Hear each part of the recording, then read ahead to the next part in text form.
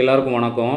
சிலருக்கு சில கேள்விகள் இருக்குது. அதாவது என்னென்னா, இயற்கையை ஏன் நம்ம பாதுகாத்து வளர்க்கணும், ஏன் நம்ம பேணி பாதுகாக்கணும் அப்படிங்கிற மாதிரி ஒரு தாட் இருக்குது.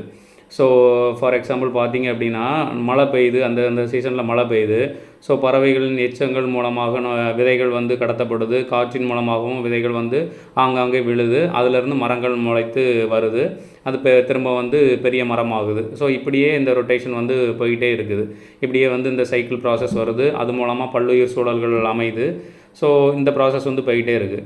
ஸோ இப்படி இருக்கக்கூடிய பட்சத்தில் நம்ம ஏன் தனியாக மரங்கள் வளர்க்கணும் அப்படிங்கிற மாதிரி தாட் இருக்குது நிறைய பேருக்கு.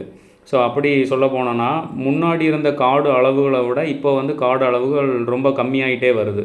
ஸோ என்னென்னா, நம்ம நிறைய மரங்கள் இருந்த இடத்த அந்த மாதிரி இயற்கை சூழலை நம்ம வீடுகள் ஆக்கிட்டோம், நிறைய கன்ஸ்ட்ரக்ஷன் இது பண்ணிட்டோம்.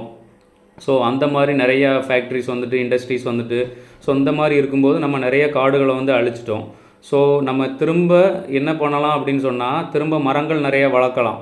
ஸோ அதனால் நம்ம மரங்களை உற்பத்தி பண்ணுறதுனால தப்பு இல்லை. நம்மளும் மனிதர்கள் அப்படிங்கிறவங்களும் ஒரு உயிரினம் தான். அவங்களும் ஆக்சுவலாக இயற்கையின் பால் அவங்க ஒரு உயிரினம் தான்.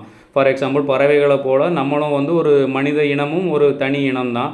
நம்மளும் விதைகளை என்ன விதைக்கலாம், நம்மளும் விவசாயம் செய்யலாம். ஸோ இந்த மாதிரி இது பண்ணலாம். நம்மளும் இயற்கையோட ஒன்றிய ஒரு உயிரினம் தான். இயற்கையின் பார்வையில் நம்மளும் ஒரு உயர்ந்த உயிரினம்னு கூட நம்ம எடுத்துக்கொள்ளலாம்.